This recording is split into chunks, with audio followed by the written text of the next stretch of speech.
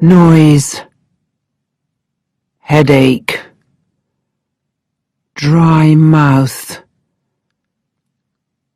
Half asleep, Helen Shepherd turned over in bed, but the noise didn't stop. A moment later, she woke up. The noise. It was her phone. She took it off the table next to her bed. "Yes," she said. Her dry mouth made it difficult to talk, and her head hurt quite badly. Too much wine last night. "Is that Detective Inspector Shepherd?" asked a voice. "Yes," said Shepherd. "I'm sorry to wake you," said the voice. The voice waited for Shepherd to say something, but she didn't. She looked at the clock. It was 6:30. Well, my name's Webb," said the voice. "Brian Webb. I'm your new sergeant. I start working for you today. Well, this morning, actually. I'm sorry to wake you up, but—" "Sergeant," said Shepherd, "people call me at all times of the day and night. Forget the sorry. Just tell me what the problem is." "There's a body on the beach," said Webb. "In Hythe. About 200 metres from the Grand Hotel. I'm there now." "I'll be 20 minutes," replied Shepherd, and put her phone back down on the table. Shepherd stood under the shower for 5 minutes. The hot water got the blood moving around her tired body. She drank half a litre of water and took 3 aspirins. 5 minutes later, she was in her car. The drive from her house in Folkestone to Hythe took Shepherd less than 10 minutes. It was the start of autumn, and small seaside towns like Hythe were becoming quiet again after the busy summer. The school holidays were over. The beaches were almost empty, and this early in the morning there were few cars on the roads. As she came into Hythe, Shepherd passed the Sea View Cafe on her right. It was just opening for breakfast. 200 metres down the road, also on the right, she could see a large building, the Grand Hotel. On her left was the sea wall, and on the other side of the wall were the beach and the sea. There were a number of cars by the side of the road. Shepherd stopped behind them. She looked quickly at herself in the car mirror. Grey blonde hair tied back, intelligent eyes, small nose, thin mouth. "I don't look too bad," she thought, but she felt tired and old, and her head still hurt. She got out of her car and looked over the wall. A cold wind was coming off the sea. The sun was only just up. About 50 metres along the beach, some people were standing around and looking down at something. The body. One of them, a young man in a blue suit, looked round and saw Shepherd. "That must be Webb," thought Shepherd. "He looks about 16. It was true what people said. As you get older, police officers look younger. Webb came to meet Shepherd as she walked over. "I'm Brian Webb, madam," he said. "Your new sergeant." "I know," said Shepherd. "You know?" asked Webb. "Yes, Sergeant," replied Shepherd. She waved a hand at the others. "You're the only person here I don't know, so you must be my new sergeant. I'm a detective, remember?" "Oh," said Webb, looking down, and then up again. Shepherd looked him in the eye. "And don't call me madam," she said. "It's Shep. That's what everyone calls me." "Right, madam, Shep," said Webb. "OK," said Shepherd. "Let's go and see what we've got." They walked over to the other people. On the beach was the body of a young woman wearing a dark blue skirt, a white blouse, and a short red jacket. She had a pretty face and short blonde hair. The back of her head was dark with blood. A man in white clothes was down on one knee, looking at the body. He heard Shepherd arrive and looked up. "Morning, Shep," he said. "Dr. Atkinson," replied Shep. Atkinson stood up and took the plastic gloves off his hands. "It's murder," he said. "Someone hit her on the back of the head. It killed her." "Hit her with what?" asked Shepherd. "I don't know at the moment," answered Atkinson. He looked up and down the beach. "But it could still be here on the beach. Not a stone, I don't think. Something longer. A piece of wood, maybe?" Shepherd looked up and down the beach. There were lots of bits of wood, brought in by the sea. "What time did she die?" asked Shepherd.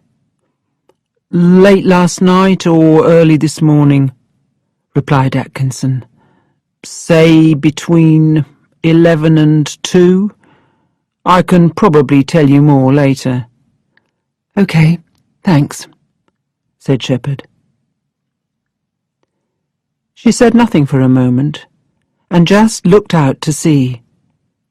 Her head was feeling better already. 3 aspirins and a dead body. A quick way to make a headache go away. Not funny, really. Not for the poor woman dead on the beach. "Excuse me, Shep," said Webb. Shepherd looked at him. Webb moved uncomfortably from one foot to the other. He was a bit like a young dog, wanting to please her all the time. "The man who found her, the body," began Webb. "He's a waiter at the Grand Hotel, and he thinks she was staying there. Well, actually, he's quite sure she was staying there." "And where is he now?" asked Shepherd. He's at the hotel," replied Webb. "He had to go to work." "What?" said Shepherd, giving Webb an angry look. "Well, he was late already," replied Webb. "And what if I want to speak to him?" asked Shepherd. "Now?" "Well," Webb looked more uncomfortable. "I can always—" "No," said Shepherd. "Later. First, I want you to get as many officers as you can down here on the beach. They're looking for the piece of wood or some other thing that killed this woman." "Right, Shep," replied Webb. Shepherd turned to Dr. Atkinson. "Let the photographer finish his work, then you can take the body away," she said. "OK, Shep," replied Atkinson. Shepherd walked back up the beach and sat on the top of the sea wall, enjoying the smell of the sea air. She looked in her bag for some cigarettes, then remembered she didn't smoke any more. 3 weeks without a cigarette. Not bad. She watched Webb finish his call. He must be one of these university police officers, she thought. They leave university, become a police officer, then a sergeant by the age of 25, and know little about real police work. Webb walked up the beach to Shepherd. "Have you worked on many murders before, Sergeant?" asked Shepherd. "No, Shep," he replied. "Not many. Well, not any, really." So, thought Shepherd, this could be a difficult job for Webb, his first murder. "The first 24 hours are the most important," said Shepherd. "Don't forget that." "Yes, no, I won't," replied Webb. "I want the person who did this," said Shepherd, "and I want him or her by this time tomorrow. After that, our job starts to get more difficult." "Right, Shep," said Webb. "Now," said Shepherd, "you go to the Grand Hotel. Talk to the waiter who found the body. Find out who the dead woman is and what she was doing here, and get us a room where we can talk to people." "Okay, Shep," said Webb. "I'm going over the road for some breakfast," said Shepherd, looking at the Seaview Cafe. "I'll see you at the hotel in half an hour." Webb watched Shepherd walk over to the cafe. "She wants the job done quickly," he thought to himself, "but first she wants breakfast. This could be a long and difficult day."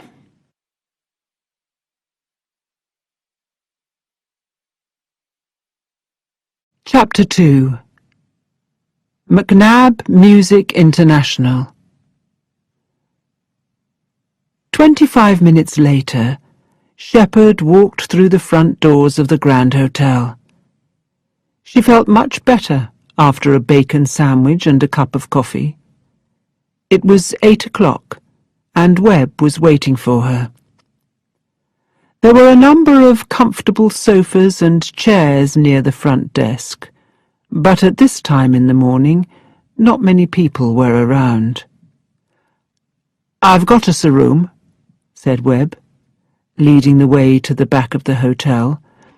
"It's the Wells Room, named after H.G. Wells, the famous writer. Did you know that he lived near here, between Hythe and Folkestone?" "No," said Shepherd, her voice uninterested. Soon they came to a door with the word Wells on it. Webb opened the door. "It's not a very large room," he said. "The hotel uses it for small meetings and parties." "It's fine," said Shepherd, looking round. There was a table in the centre of the room, and 4 chairs down each side of the table. Shepherd took a chair and waved a hand for Webb to sit down too. "Okay," she said. "What have you got?" "The dead woman is Claudia Engel," said Webb. He took a piece of paper from inside his jacket and looked at it. "She's German, but she lived in London. She was here with 3 other people from a company called MMI, McNab Music International. They're a music company from London. They use the hotel for meetings from time to time." "Who are the others?" asked Shepherd. Webb looked down at his piece of paper again. "James McNab, it's his company. Then there's Ajit Chowdhury, and Harriet Johnson. Just then the door opened. A man came into the room and stopped. He was tall, in his early 40s, clean-shaven and good-looking. He was well-dressed, expensive dark grey suit, clean white shirt, and red tie. Shepherd could almost smell the money. The man looked at Webb, then at Shepherd. "I'm James McNabb," he said to Shepherd. "Your sergeant said you wanted to see me." His voice was rather high for a tall man. I asked him why, but he said he couldn't tell me. Shepherd got the feeling that this was a man who liked to be the boss. He certainly didn't mind walking into a room without knocking first. "Well, what's the problem?" said McNabb, looking at his watch. "I've got a meeting at 9 o'clock and a lot to do before it." With Webb so new to the job, Shepherd couldn't see him asking many questions. She looked at McNabb and tried to decide how to begin. "I'd like him to feel less sure of himself from the beginning," she thought. "Does Claudia Engel work for you?" asked Shepherd. "Yes, she does," replied McNabb. "And?" "I'm afraid I've got some bad news," said Shepherd. "We found a body on the beach this morning. We believe it is Claudia Engel. We also believe that someone murdered her." "What?" McNabb's mouth fell open. "Claudia? I don't believe it. It can't be true." "I'm afraid it is," said Shepherd. "That's terrible," said McNabb. "Terrible." "I need to ask you some questions," said Shepherd. "Take a seat." "Well," said McNabb, looking at his watch again, "of course. I'll do what I can to help." He pulled a chair out and sat down. "Tell me why you're here in Hythe," said Shepherd. McNabb took a moment to think. He looked at Webb and then at Shepherd. 2 or 3 times a year we come here for a day or two," he began. "Our offices are in London, but it's sometimes easier to work without the phone going every 5 minutes. We come here to get away and talk about important business." "What important business?" asked Shepherd. McNabb moved on his chair. "Why do you want to know?" he asked. "I don't like to tell people too much about our business. Do you need to know this?" Shepherd put both hands on the table and sat up. "Mr. McNabb," she said quietly, a hard look in her eyes, "we're talking about a murder. I'm going to ask any question I want, and you're going to answer it." McNabb put both hands up in front of him, as if keeping Shepherd away. Okay, he said. "I was only asking." Shepherd sat back. McNabb put his hands down and started speaking again. "MMI is a music company. We make and sell CDs. We sell music over the internet. We work with musicians. Anything to do with music, we do it. Like I say, we're in the music business." "So what did you come here to talk about?" asked Shepherd. "We had to decide a number of things," replied McNabb, but said no more. Shepherd looked at him. "Mr. McNab," she said angrily, "this is going to be much easier if you help me." "What things did you have to decide?" "We have some new bands we're interested in. We wanted to talk about them," answered McNab, not looking at Shepherd. "Two of them are very good, and I wanted to talk to the others about where the company is going over the next few years." "Tell me about the other people who work for you," said Shepherd. McNab looked happier now he was talking about the people in the company and not company business. "Well, there's Ajit Chowdhury," said McNab. "He's the money man, the company accountant. Harriet Johnson looks after sales. She sells MMI's music all round the world. And then Claudia looked after the music side of things, the music itself and the musicians and the bands." "And how does everyone get on?" asked Shepherd. McNab thought for a moment. "I think we get on well," he said. "Of course we don't always agree with each other, but we're always adult about it. Nobody takes their ball home and says they don't want to play any more, if you see what I mean." McNab smiled. Shepherd didn't smile back. "Tell us about last night," she said.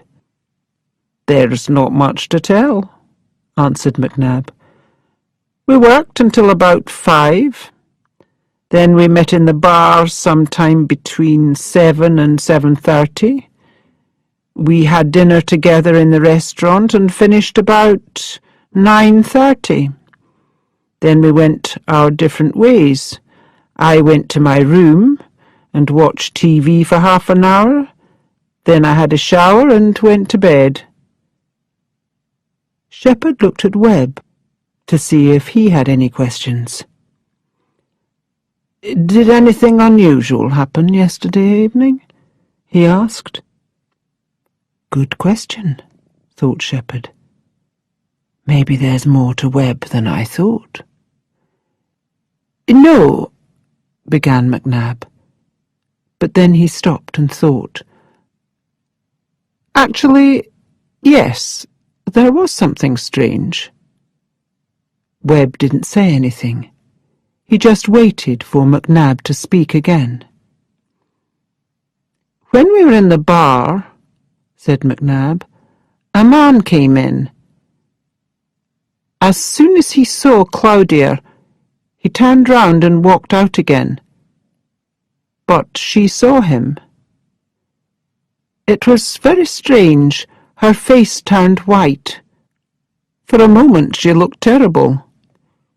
We asked her if she was okay. She said yes, she was fine.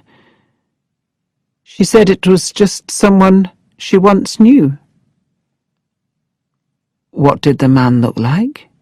asked Webb. "I really don't remember," said McNab. "Fair hair. Not tall, not short, nothing unusual. I only saw him for a few seconds." Shepherd felt it was important to find out more about this man, and decided to end the conversation. But McNab was speaking again.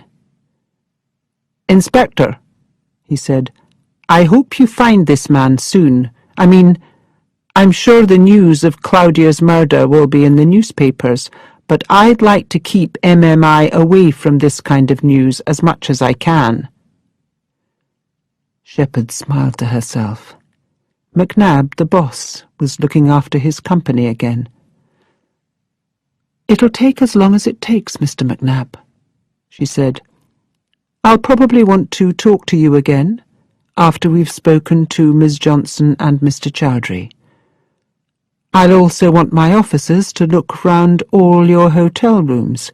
You can go now, but don't leave the hotel." McNab opened his mouth to say something, but then he saw the look in Shepherd's eye. He closed his mouth, looked at Webb, then back at Shepherd. "Right," he said. "Thank you," said Shepherd. McNab left the room, closing the door behind him. Shepherd turned to Webb. "With people like McNab, you've got to let them know who's the boss," she said. "It's us, the police, not them. Don't forget that." "Right, Shep," replied Webb. "Now," said Shepherd, "Harriet Johnson next. But before that, we need to know more about that man who came into the bar last night. Get someone to ask around the hotel. Did anyone see a man, our Mr. X, come into the hotel between 7 and 7:30, go into the bar, and then leave quickly? If so, who is he? I also want to know when Claudia Engel left the hotel, and was anyone with her?" "Okay," said Webb. He stood up. "And we need a look at these people's rooms," said Shepherd.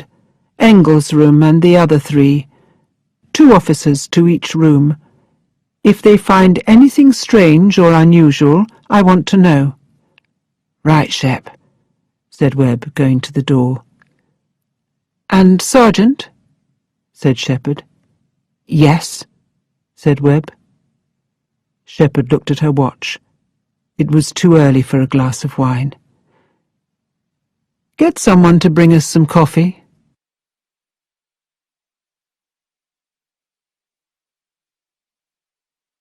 Chapter 3. Questions for Ms. Johnson. Harriet Johnson was wearing black jeans and a pink blouse. She had long dark hair and looked very sure of herself. She sat down in front of Shepherd and Webb. "James told me the news," she said. "I understand you want to talk to me." "Yes," said Shepherd slowly, giving Johnson a long look. "How well did you know Miss Engel?" "Well enough," replied Johnson. "We worked together for 2 years." Shepherd gave her another long look. Something was wrong. "You don't look sad," said Shepherd. Johnson gave a short laugh. "No, I don't, do I?" she said. Her mouth smiled, but not her eyes. "Well, I didn't like Claudia Engel at all. Actually, I hated her." Shepherd looked questioningly at Johnson. "The old story," said Johnson, again with a short laugh. "I had a boyfriend. She took him away from me. They started going out while I thought he and I were still together. Then I found out what was happening. He left me for her. Well, I told him not to come back, actually. Then later she left him." "I see," said Shepherd. "She made me very unhappy. Then she made my boyfriend unhappy. Mind you, he never really did know what he wanted anyway. This all happened 2 years ago, when she started at MMI. It all meant nothing to her. But it didn't mean nothing to me." "And you hated her?" said Shepherd. "I did," said Johnson. "I probably still do." "Yes," thought Shepherd, "you do." She could almost feel the hate coming across from the other side of the table. "But I didn't kill her," said Johnson. "How did the others feel about Engel?" asked Shepherd. "McNab, Chowdhury." Johnson smiled again. "They didn't like her much," she answered. "Ajit Chowdhury wanted her job. OK, he's the accountant, but he thinks he knows a lot about music. He doesn't want to sit in an office all day. He wants to be out and about with famous musicians. And McNab? Asked Shepherd. Dear old James, answered Johnson. He likes everyone to think he's the boss, doesn't he? But, actually, well, he's just a little bit afraid of women. You probably saw that, Inspector. For a moment, Shepherd thought about smiling, but decided against the idea. Anyway, Johnson was speaking again, he was certainly afraid of Claudia. Over the last 2 years, she was the real brains behind the company. The musicians loved her.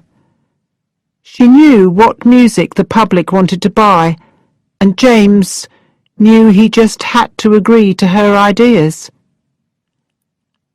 How long have you worked for MMI? Asked Shepherd. 15 years, answered Johnson. Since James started the company. And the company is doing well? Asked Shepherd. Fine, replied Johnson quickly. Too quickly, maybe, thought Shepherd. Some of our musicians are big names all over the world, said Johnson. And we're taking on 2 new bands. I haven't heard them, but people say they're excellent. Tell us about last night, said Shepherd. Johnson told Webb and Shepherd about the 4 of them having drinks in the bar. Then we had dinner, said Johnson. We finished about 9:30. McNab told us about a man who came into the bar. Someone Claudia Engel knew, said Shepherd. You haven't told us about him. I didn't see him, replied Johnson. I had my back to the door, and by the time I turned round, he was gone. But you're sure Miss Engel knew him? Shepherd made it a question. Oh, yes, said Johnson. The look on her face told me that. Actually, I think she met him later. She certainly met someone. Shepherd looked questioningly at Johnson. After dinner I sat in the lounge, had a coffee and read a book, began Johnson. While I was there, Claudia came down from her room and went out of the front doors. From where I was sitting, I could see through the doors, their glass, and she was standing there, outside, waiting. I'm sure she was waiting for someone. Then she walked away to the left. It was as if she could see the person she was meeting. Why did you think that? Asked Shepherd. Just the way she was walking, said Johnson. But you didn't see the person she was meeting? Asked Shepherd. No, said Johnson. It was too dark.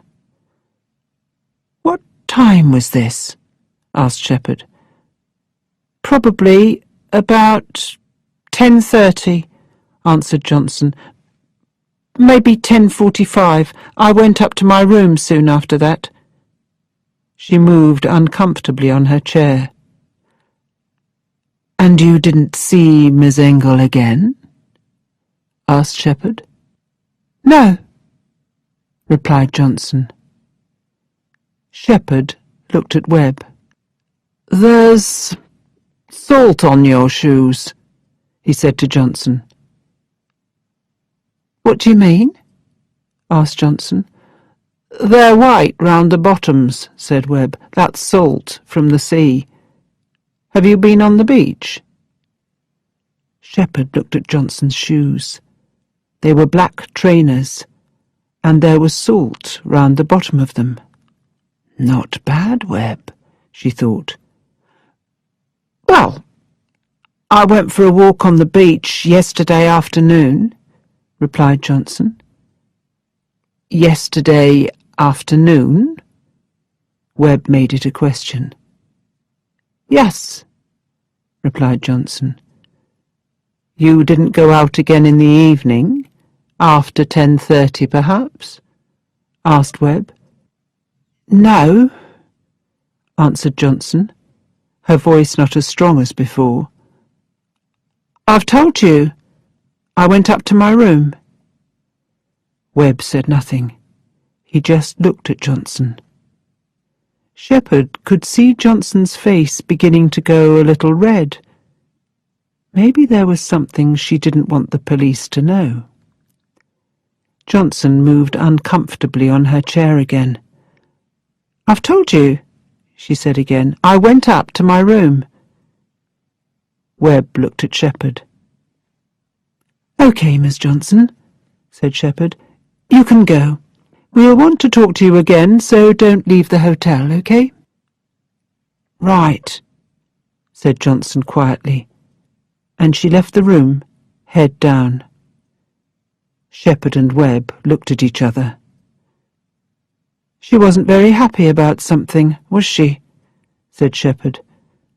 There's something she's not telling us, answered Webb. Or maybe she just didn't like my questions. Shepherd stood up. I need some air, she said, taking her bag off the back of the chair, and I've got a call to make. Go and see if there's any news about our Mr. X or from the officers in the rooms. I'll be outside the front of the hotel.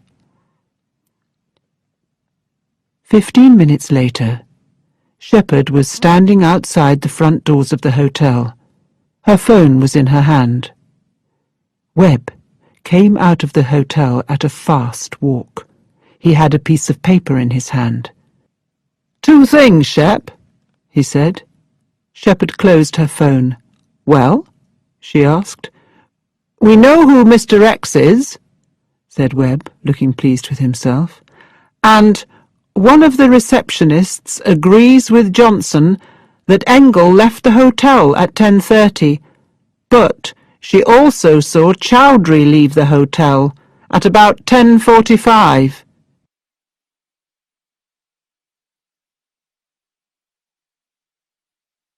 Chapter 4.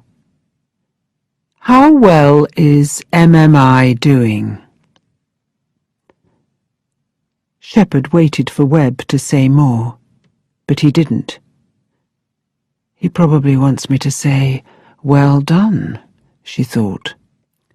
Come on, don't just stand there. Tell me, she said. Webb looked uncomfortable. His face went a little red. He looked at the piece of paper in his hand. Well, the man's called Darren Fleming. We talked to some of the people who work in the bar. He comes into the hotel for a drink from time to time. He lives in Hythe somewhere. We're trying to find him now. Right, said Shepherd. When you do, bring him here. What about Chowdhury? Webb looked at the paper in his hand again. Do you always write things down? Asked Shepherd. Do you have problems remembering? No, Shep, said Webb, smiling a little, but still looking rather uncomfortable. He waved the paper at her. Someone gave me this, Detective Constable Fox, I think his name is. All right, said Shepherd. She preferred not to think about DC Fox. Fox loved writing everything down, putting everything in the right place, doing everything just right. Not Shepherd's sort of person at all. I know he's a lot older than you, said Shepherd, but don't take too many lessons from Fox. I'll try not to, replied Webb. For a moment, Webb thought he saw the start of a smile on Shepherd's face, but then it was gone. The receptionist remembered Chowdhury leaving the hotel at about 10:45 last night, said Webb. He was dressed in running clothes. Shepherd thought for a moment. "OK," she said. "Get Ajit Chowdhury. We'll have a talk with him next." She put her phone away in her bag. "I've just been on the phone to a friend of mine in London," she told Webb. "She told me some interesting things about MMI. I hope the company accountant has some good answers." 20 minutes later, Chowdhury was sitting in the Wells room in front of Shepherd and Webb. It was 10:30. Chowdhury was a tall, good-looking man in his early 30s. He had on a dark brown suit, cream shirt, and light brown tie. His fingers were playing with the front of his jacket. His eyes were looking from Shepherd to Webb and back again. "Softly, softly," thought Shepherd. "Don't make him uncomfortable, or he won't say anything. Start with some easy questions."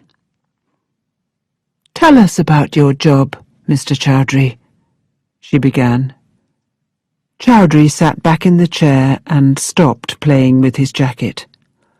"I'm the company accountant. I look after the money," he answered, smiling a little. "So I understand," said Shepherd. "And is it a good job? A good company to work for?" "Well, yes, I think so," he replied. "Do you all like each other? I mean, do you work well together?" asked Shepherd. "We aren't all great friends," he replied, "but we work well together, yes." "Claudia Engel too?" asked Shepherd quietly. Chowdhury looked away to one side for a moment, then back at Shepherd. "She could be rather difficult," he said. "Tell me about it," said Shepherd. "Believe me, I know all about working with difficult people." Chowdhury gave her a small smile. "She was a hard woman," he began. "She knew what she wanted. She knew how to get it, and she didn't allow anybody to get in her way." "I understand you know quite a bit about music," said Shepherd, "as well as money." "Yes," replied Chowdhury, "but Claudia never listened to what I thought. I spend a lot of time in clubs. I've seen a lot of good new bands, but she always knew best." There was something strange in Chowdhury's voice that made Shepherd ask her next question. "Were you lovers?" she asked. Webb turned quickly to look at Shepherd. There was fire in Chowdhury's eyes. "It's nothing to do with—" he started. "It's murder," said Shepherd, her voice hard before Chowdhury could finish. Chowdhury's head went down. Then he looked at her again. "We slept together once," he said, an angry look in his eyes. "And then she said that was it. It was over, finished."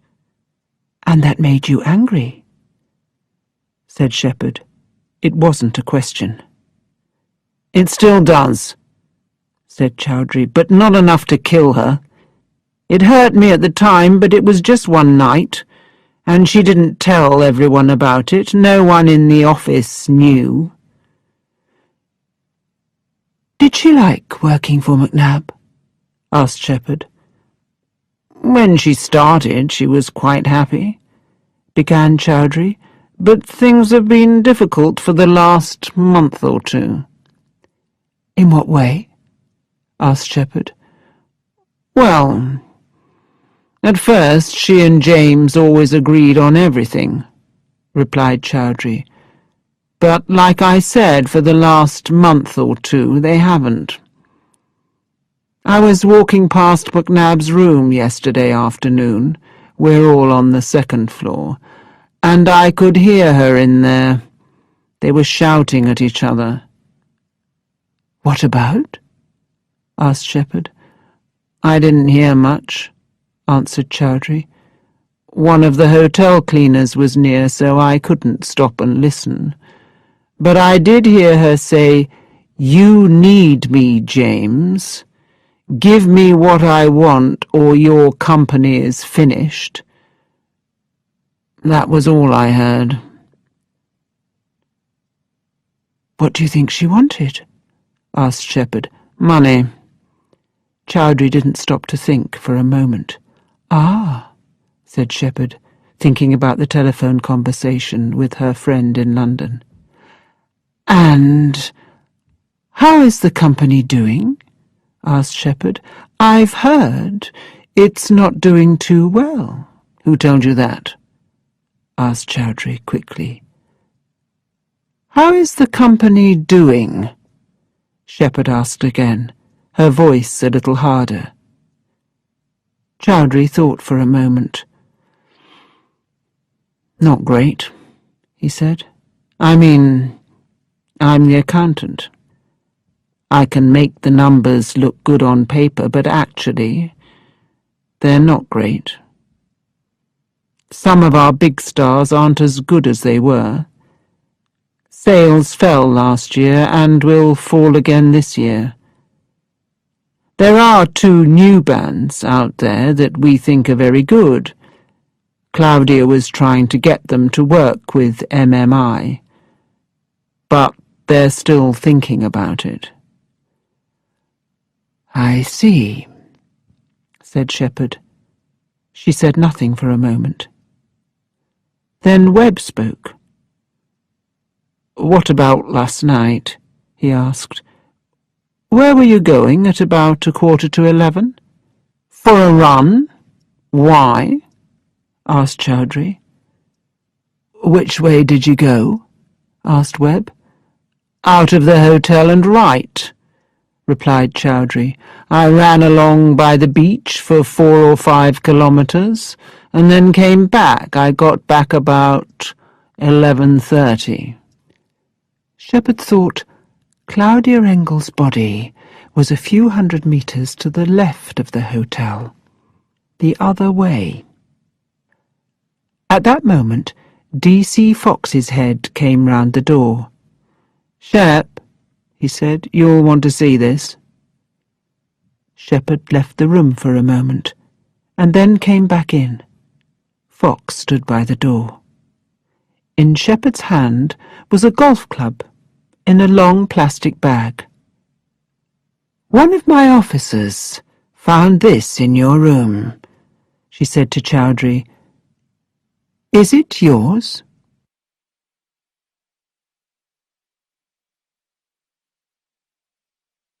Chapter 5. More about Claudia Engel. Chowdhury opened his mouth and closed it again. Yes, it's mine, he said. You only have one golf club? Asked Shepherd.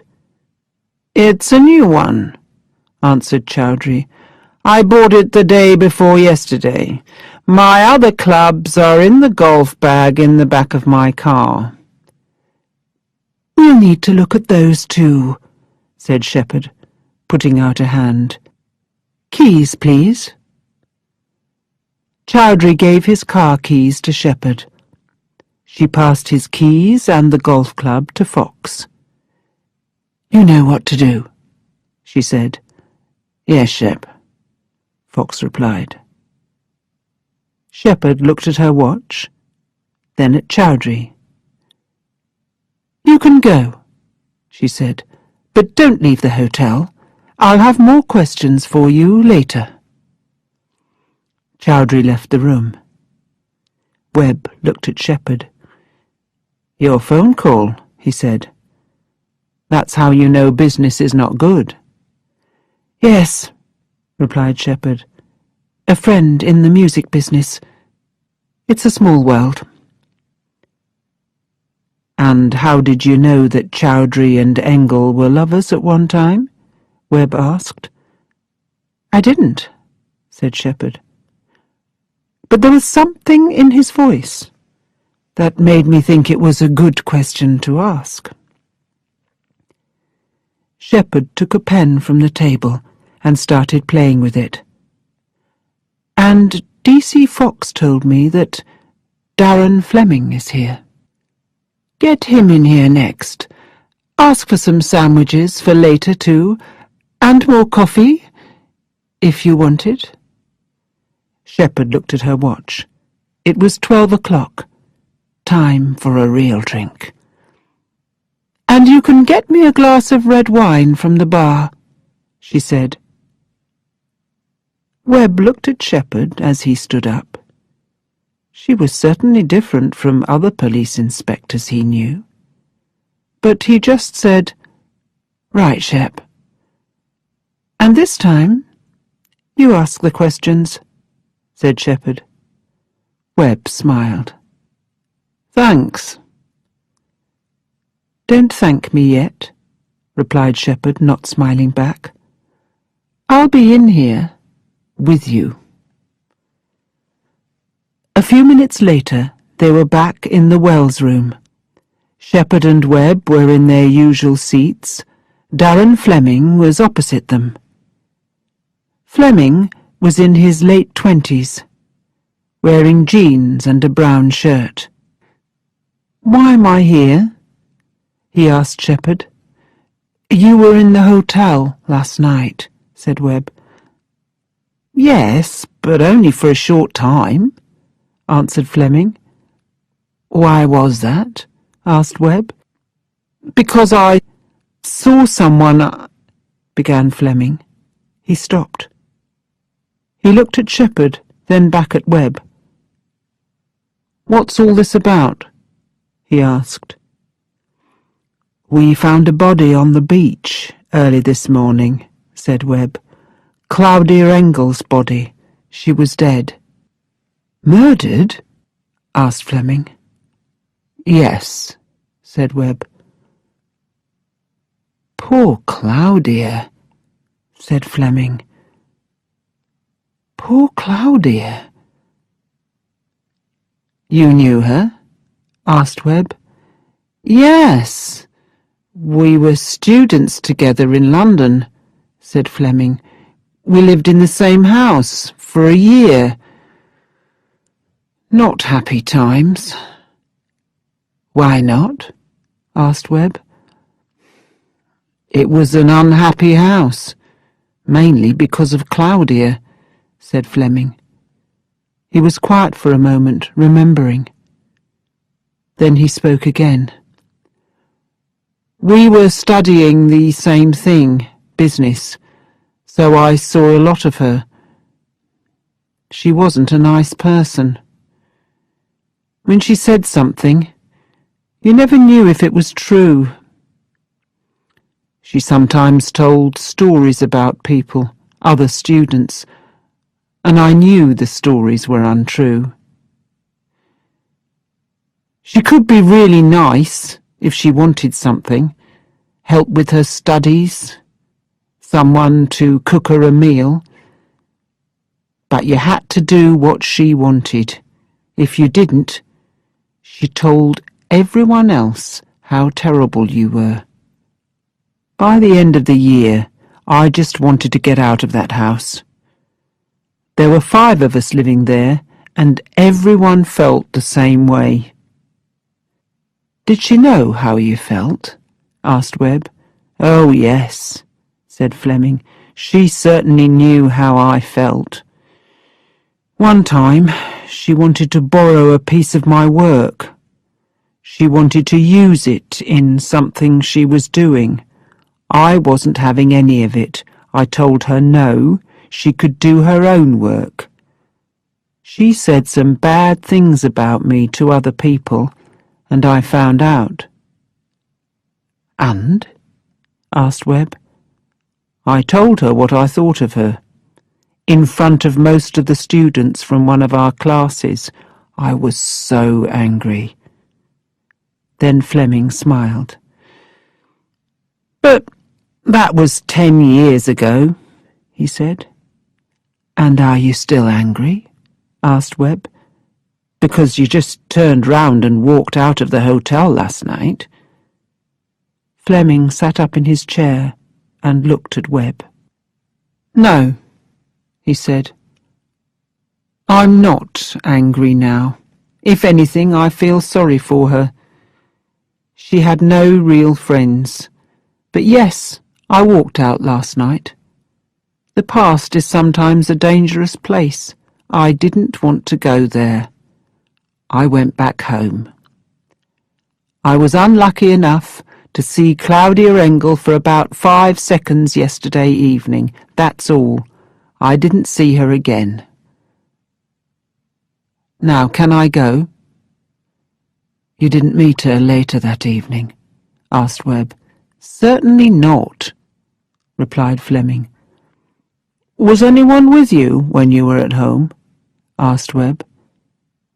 "No," replied Fleming. "Did you phone anyone? Email anyone?" asked Webb. "No," replied Fleming. Webb looked at Shepherd. "Put all this in writing for one of my officers," Shepherd told Fleming. "Then you can go. But don't leave Hythe." 10 minutes later, Shepherd and Webb were standing outside the front doors of the hotel. Webb had a sandwich, Shepherd her glass of wine. "What a nice young woman Claudia Engel was," said Shepherd. Webb smiled. Shepherd drank some wine. "Good questioning in there," she said. "Thank you," said Webb. "Don't get too pleased with yourself," said Shepherd. "We've still got a long way to go." Webb smiled to himself. "By the way, Shep," he began, "there's a door at the back of the hotel where you could go out without anyone seeing you." "Right," said Shepherd. "That's good to know." Shepherd thought for a moment. "Let's go and have a look round Engel's room," she said. "I know DC Fox has been there already, but I want to see it for myself. Fox is a good officer, but sometimes he's too careful. He doesn't let his brain run free. Get the key from reception and meet me on the 2nd floor." A few minutes later, Webb met Shepherd outside Claudia Engel's room. "Reception gave me a key, but it isn't Engel's," said Webb as he opened the door. "No one can find her key, and it wasn't on the body." "Oh," said Shepherd. "That's interesting." Claudia Engel had a large double room looking over the sea.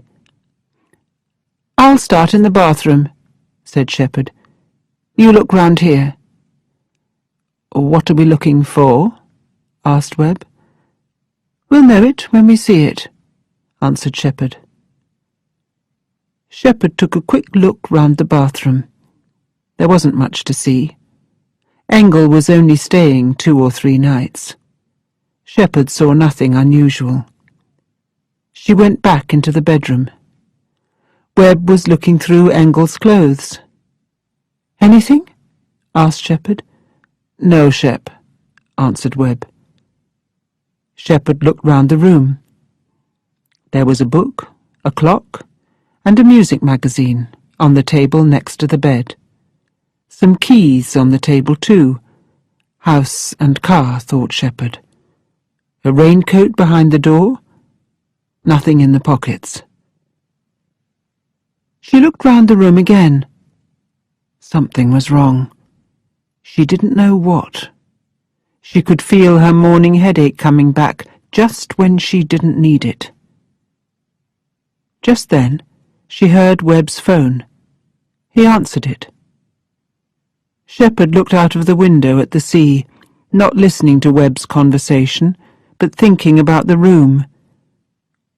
What was wrong with it? And where was Engel's key?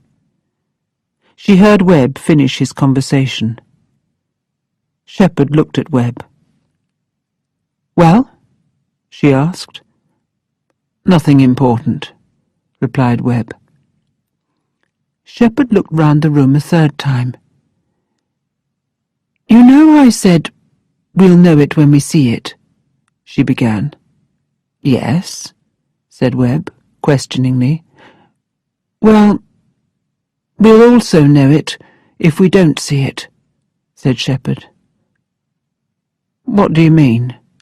asked Webb. Then he smiled. "Oh, I see. So, what have we not found, other than the key?" "The thing that business people all round the world carry with them at all times," said Shepherd. "A laptop computer," replied Webb. "Let's start again," said Shepherd.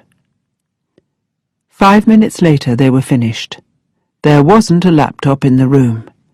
Not in the cupboard, not under the bed, not in the bed. Nowhere.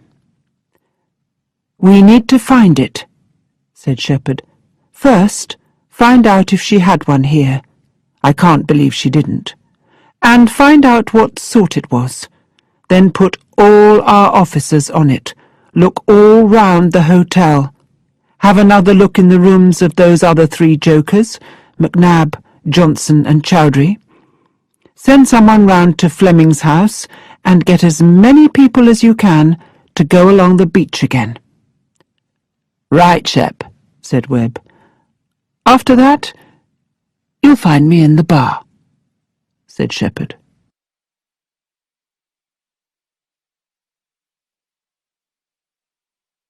Chapter 6. Unanswered Questions. At 2 o'clock, Webb found Shepherd sitting at the bar, talking to the barman. She looked round as Webb came in. The barman moved away. "Engel had a laptop," said Webb, sitting next to her. "We know what sort it is. I've got all our officers looking for it." "Good," said Shepherd. "Now, there are a number of things I want to know. For a start, what's on Engel's laptop? Second, why did Engel think that MMI needed her so much? Remember what Chowdhury heard her say? 'Give me what I want or your company is finished.' What could she do to bring an end to the company? Next, what's Harriet Johnson not telling us?" She was very uncomfortable about some of our questions. And last, why do McNab and Johnson say that the business is doing well when Chowdhury says it isn't? And my friend in the music business knows it isn't. Shepherd waved at the barman. "I'll have a glass of red wine, please," she said. Webb gave Shepherd a funny look. Shepherd saw it. "When you've done this job as long as I have, Sergeant," she said, "you'll find you need a glass of red wine now and then." "While you're working?" asked Webb. "It helps me think," replied Shepherd. A grey-haired man came into the room and stood at the far end of the bar. He put his keys on top of the bar and waited for the barman to come over. DC Fox came to the door and waved. "See what he wants," said Shepherd, and stayed sitting. Webb left the room to talk to Fox. Shepherd sat and thought. She looked at the grey-haired man, now sitting at the other end of the bar. Then she looked at his keys. There were 4 or 5, and something else. What was it? Oh, yes, a memory stick for a computer. Webb came back. "They found Engel's room key and her laptop," he told Shepherd. "They were hidden in an old garage at the back of the hotel. But I don't think we're going to get anything from the laptop. Someone's broken it up. It was in pieces. And I'm not sure we've got all the bits." Shepherd put her head in her hands for a moment. Then she looked up and saw the memory stick on the bar again. It gave her an idea. "Wait a minute," she said. She looked out of the window and thought for a minute. Then she looked at Webb. "I've had an idea." She thought for a few moments more, a finger to her mouth, her eyes half closed. "Okay, let's do it," said Shepherd. "I want to see McNab, Johnson and Chowdhury in the Wells room. Fleming too. Send a car for him. Let's say we'll meet in 45 minutes. I've got a few things to do first." "Right, chap," said Webb, and left the room, asking himself what her idea could be. Shepherd sat for a few minutes, thinking through her idea. Then she left too, taking her wine with her. It was 4:30 by the time Webb got everyone together in the Wells room. Shepherd walked in and looked round. Webb was already sitting in his usual place. Across the table sat Chowdhury, McNab and Johnson. Fleming sat a little away from the table. DC Fox stood just inside the door. "Good afternoon, everyone," said Shepherd. "This is Mr. Fleming." She waved a hand at Fleming. "You will know him from last night. He knew Miss Engel some years ago." She looked at Fleming. "Over here are Mr. McNab, Miss Engel's boss, and Mr. Chowdhury and Miss Johnson, who worked with Miss Engel." Shepherd walked round the table. There was an envelope in her hand, which she put on the table in front of her chair. Then she sat down. "I've asked you all here together because one of you killed Claudia Engel," said Shepherd. Everyone started speaking at the same time. Shepherd put up a hand. "Stop talking," she said. Everyone stopped speaking. "I don't know how many friends Miss Engel had," began Shepherd, "but certainly no one here was friends with her." McNab started to say something, but Shepherd put up a hand again. "Later, Mr. McNab," she said. "You can say something later." "Not one of you liked her. Each of you could be the killer. Mr. Fleming, you say you were at home, but we don't know if that's true. Mr. Chowdhury, you say you turned right for a run along the beach, but what if you went the other way? Miss Johnson, you say you sat in the lounge and then went to your room, but what if you went outside? And Mr. McNab, you say you watched TV in your room and then went to bed. But how do we know that?"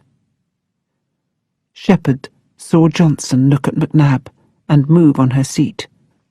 "Now, look here," said McNab. "Shut up," said Shepherd. She looked at the four faces in front of her, then at McNab. "MMI isn't doing well, is it?" she said, "and don't try and tell me it is." McNab gave Chowdhury an angry look. "I didn't tell her," said Chowdhury. "She knew already." McNab looked back at Shepherd. "How'd—" he began. "Is it?" said Shepherd. "No, it isn't," said McNab. "But there are these two new bands—" "Ah, yes," said Shepherd. "The two bands. Are they real?" "Yes," said McNab and Chowdhury at the same time. "Good," said Shepherd. "Now, have I got this right? If these two bands come to MMI, your company is okay. But if these two bands go to a different company, then that's the beginning of the end for MMI. Is that right?" "Well," began McNab. "Yes," said Chowdhury. "He'll try and tell you something different, but MMI is just a small company. It can't get much smaller." "So, if the bands don't come to you, that's the end of MMI, and you all lose your jobs," said Shepherd. "And the person who was bringing the bands to MMI was Claudia Engel." "What are you saying?" asked McNab. "I'm not saying anything," said Shepherd. "I'm just making sure we all understand where we are." She looked round the room at everyone again. "The next thing I want to talk about is Miss Engel's laptop," she said. "We've just found it. In pieces. Hidden in an old garage at the back of the hotel."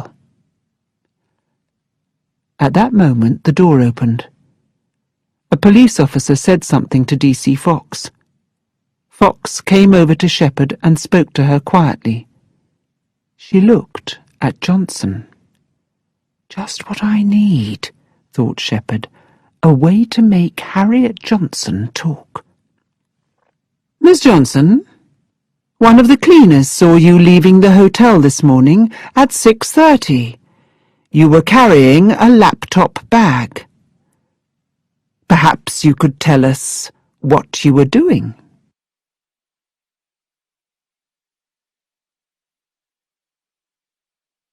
Chapter 7. Who killed Claudia Engel? Everyone in the room looked at Harriet Johnson. "I—" began Johnson. Her face turned dark red. She stopped, and then started again. "I was taking my laptop out to my car," she said. "This was our last day here. I knew I didn't need my laptop again, so I went to put it in my car.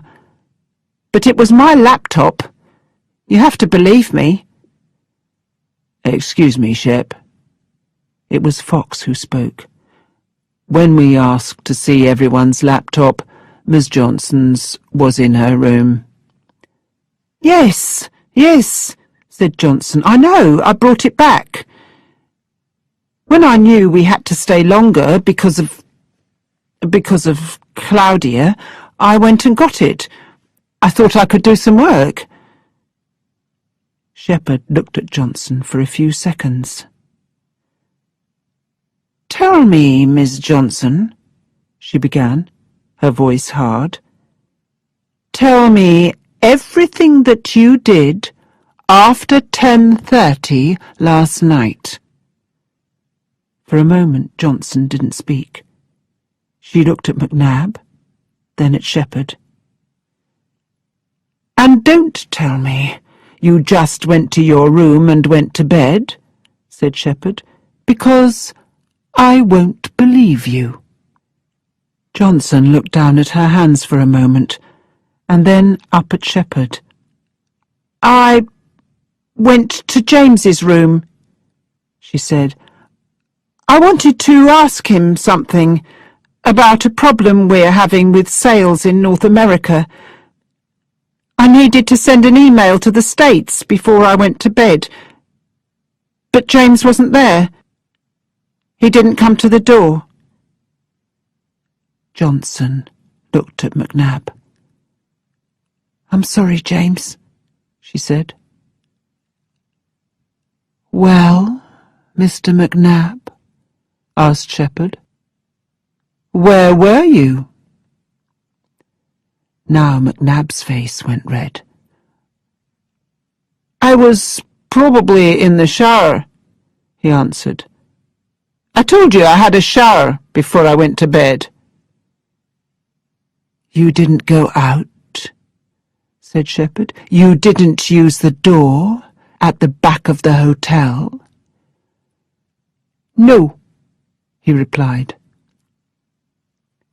Shepherd looked round the room at everyone.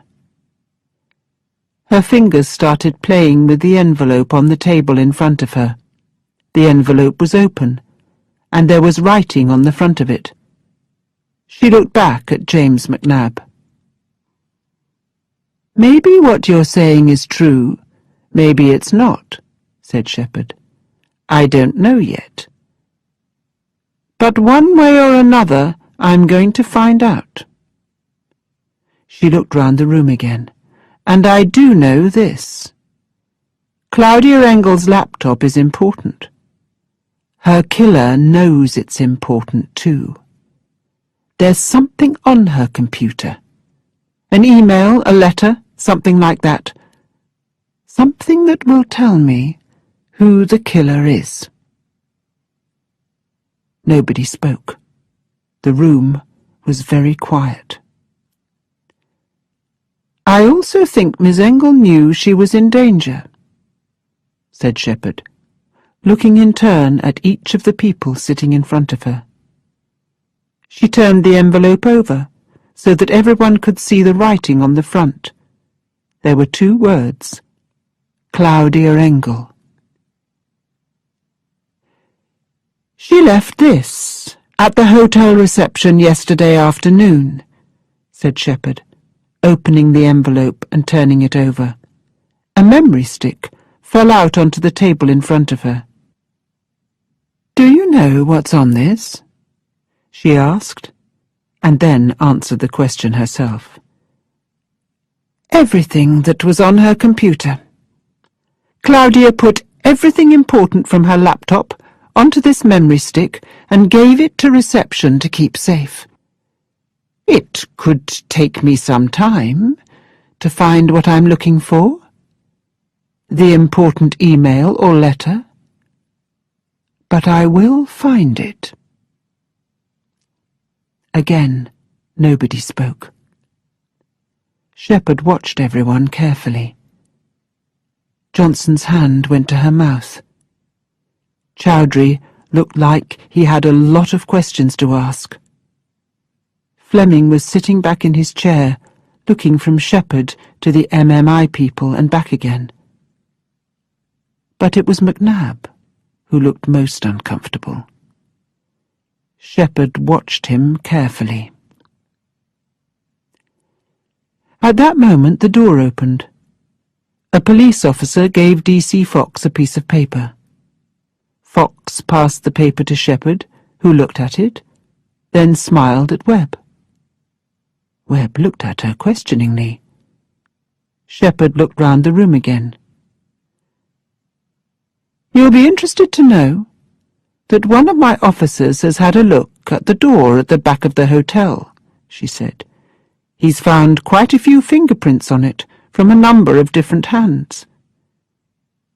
We've also found the piece of wood used to hit Miss Engel, and we're looking for fingerprints on that. But then, of course, I'm sure the murderer wore gloves." She stopped speaking for a moment and watched McNab. All the colour left his face. "Or maybe not," finished Shepherd. McNab's mouth opened and closed. He started to speak, then stopped, then started again.